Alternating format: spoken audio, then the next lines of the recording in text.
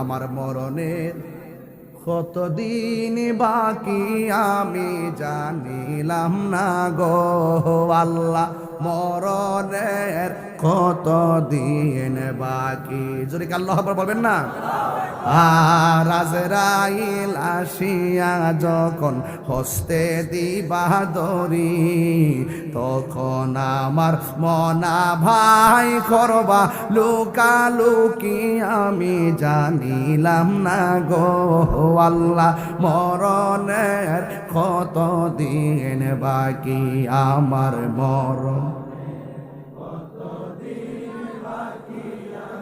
জানিলাম না গো আল্লাহ, মরণের কতদিন বাকি। হাইরে 40 দিনের আগে ভাইরে মৌতের নিশানি, 40 দিনের আগে ভাইরে মৌতের নিশানি।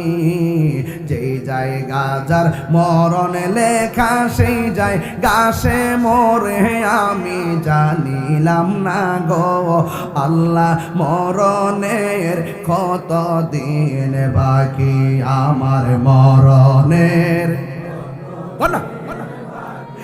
আমি জানিলাম না গো আল্লাহ, মরণের কতদিন বাকি। জোরে জোরে কি আল্লাহু আকবার বলা যাবে না? হুজুর গাউসুল আজম মুরাকাবার জন্য জং লাগেছে, এমন ভাবে মুরাকাবা শুরু করলো। ইমানদারের গুণ হলো 3টা, একটা খাবে কম, ঘুমাইবে কম, কথা বলবে কম। এই 3টা গুণ যার মধ্যে থাকবে সে ওলি আল্লাহ হয়ে যায়। হুজুর গাউসুল আজম জংলার ভিতরে যাইয়া খাবার ডিলেট করলো, ঘুম ডিলেট করলো, এমন ভাবে আমার আল্লাহর জিকির করা শুরু করলো।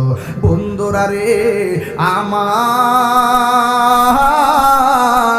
ও পাথরিয়া পাড়ার বাবারা, ও কুমিল্লার বাবারা, জিকির করতে করতে গলাটা পর্যন্ত শুকায়া গেল।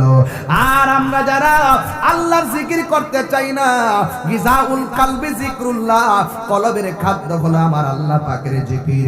এই জন্য গাউসে পাক যেমন করে মুরাকাবা করলো, দরবারে গাউসুল আজমে আপনারা আসছেন, এই হক আদায় হবে না যদি কথাগুলো না বোঝা যায়।